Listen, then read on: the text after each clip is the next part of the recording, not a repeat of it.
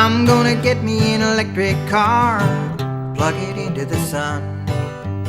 Then when I have to go very far, it won't cost me a ton. Couple hours of daylight, make the motor run. I'm gonna get me an electric car, plug it into the sun.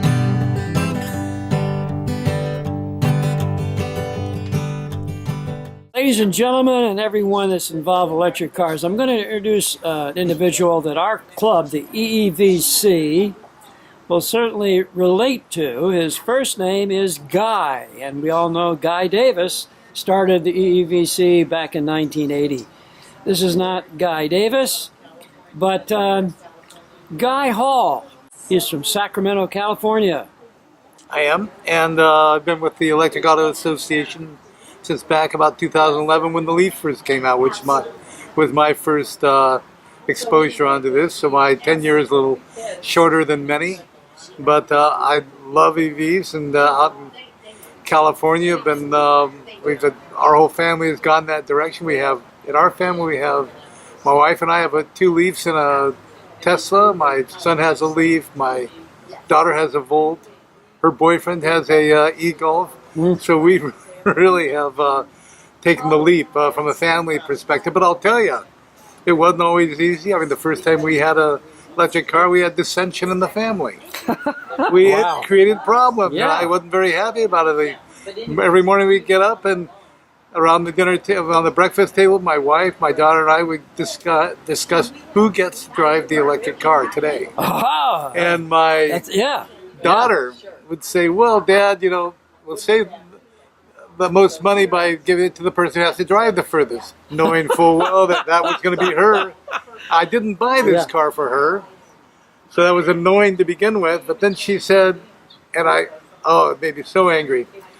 She said, "Well, Dad, don't you care about the environment? I mean, whoever drives the furthest, less gas, don't you care about that?" I should never have taught her to think rationally and be able to debate. It really pissed me off because she got the car far more than I think she should have. But we solved that by getting another Leaf, and done that. I've actually driven an electric car all the way to Fairbanks, Alaska. We call it the T5 tour, which is the Tesla. The Tijuana to Tundra Tesla tour. wow. And I did it a little bit under the radar, as I was afraid that if I promoted it a bunch and up there in the Yukon, that I actually ran out of if I ran out of electricity, I had to put the car in the back of a flatbed truck. Oh boy. That would not be the image I would want to convey to the rest of the world. So I did it largely under the radar, but it was a great trip. I discovered you can find electricity everywhere, and some of the Canadians are the most wonderful people to have visited. So we're all excited about electric cars, and now that the Electric Auto Association is 50 years old, believe it or not. 50 years old. 50 years old, and we're now going into our next 50. And we have to figure out exactly where we want to take it. What are the challenges that lie in front of us? Of course, we all know about global warming and air quality, and we have to really be major contributors to that. But we're trying to change the world one car at a time, and how are we going to do that? And how do we bring on all the, as we go from the early adopters, the experimenters, to the what we call the early majority. Those are the people that are wanting to do the right thing, but they'll be a little bit more following rather than leading. How do we get them involved? How do we get them moving forward? So I'm excited about it. I'm really glad to see that we have a countrywide network of grassroots organizations to help move this forward. And I'm really glad, Oliver, that you came out to California and looked us up and took some time to pass along some of your thoughts and ideas about this, to share those. So again, thank you for coming out. Well, we're happy to do it. Now, one of the questions that you might want to make a comment on, because I noticed you're also the president of a Tesla organization.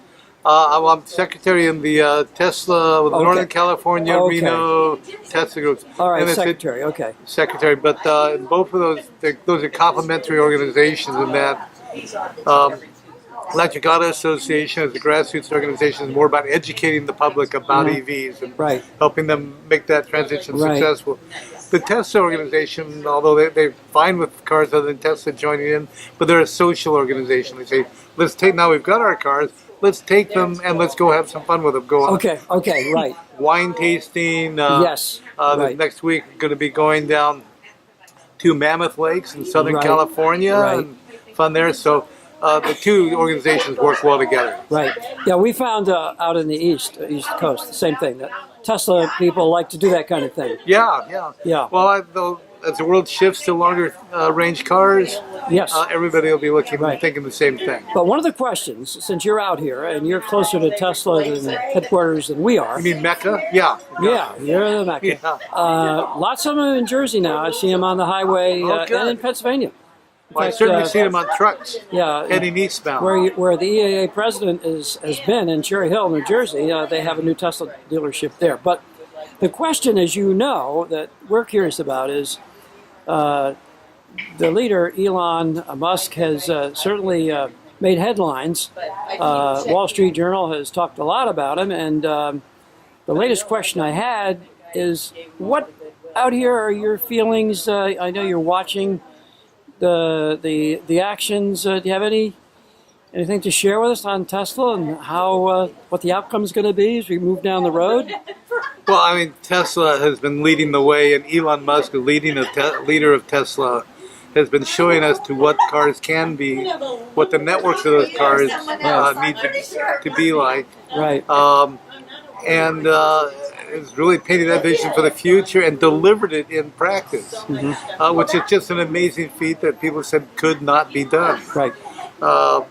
So he's BMW, Mercedes, a lot of Detroit are having to say, hey, we've got to follow up and do that. So he is changing the world in a very dramatic way. We're very happy that.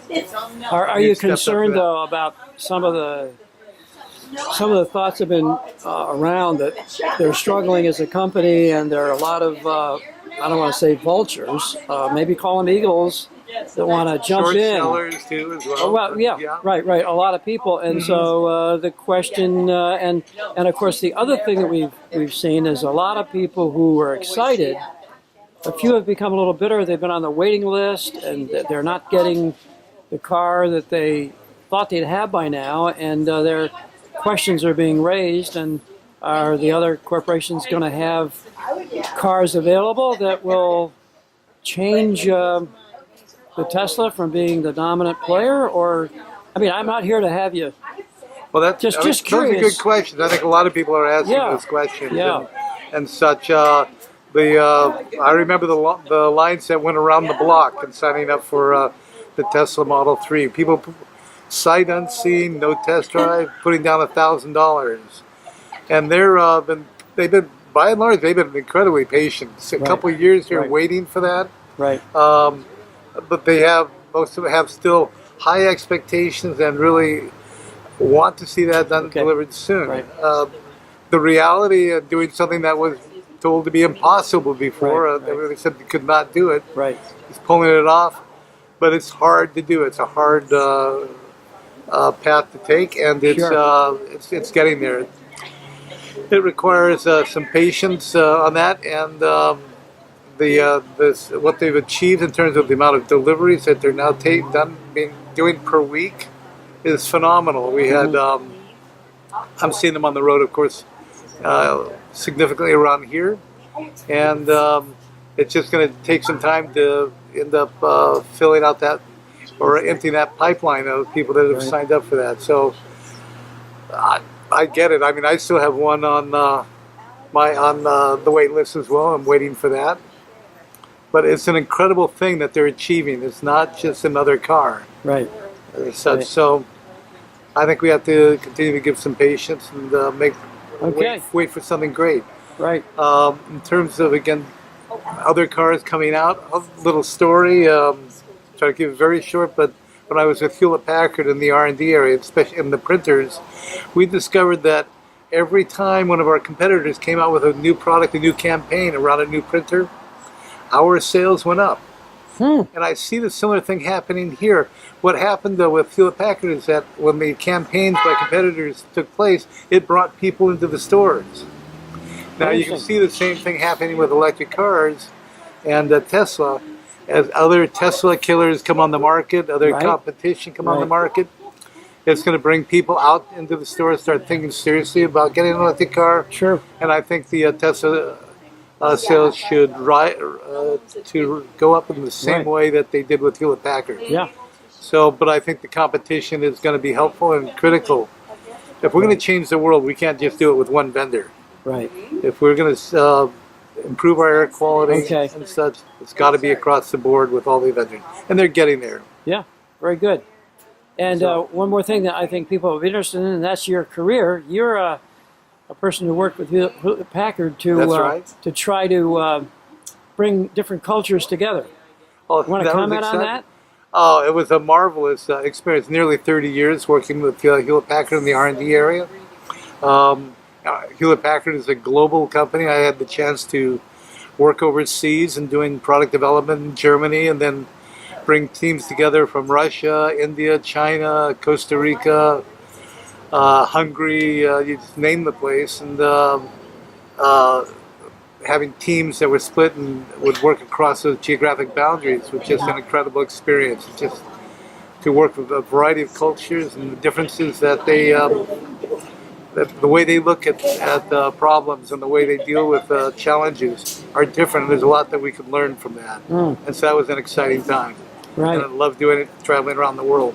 Right. Now, could that be applied to, let's say, those who are fossil fuel advocates for cars and those who are solar and electric advocates, the two cultures? Would you say there are two cultures there?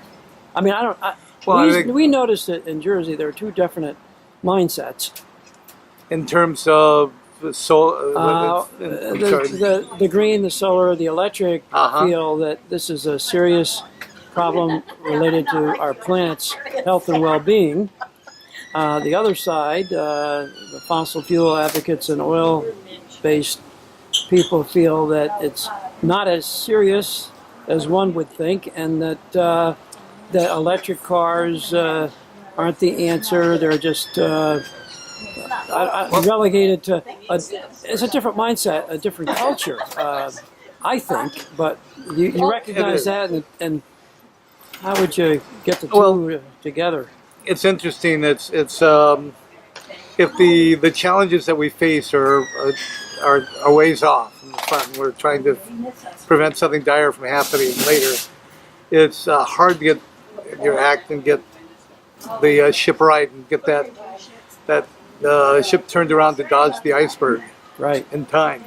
Yeah. But if you look around, I was out at Salt Lake City a couple of weeks ago, and they were saying that the legislature there in Utah is very effective at passing changes that are important to air quality. Mm-hmm.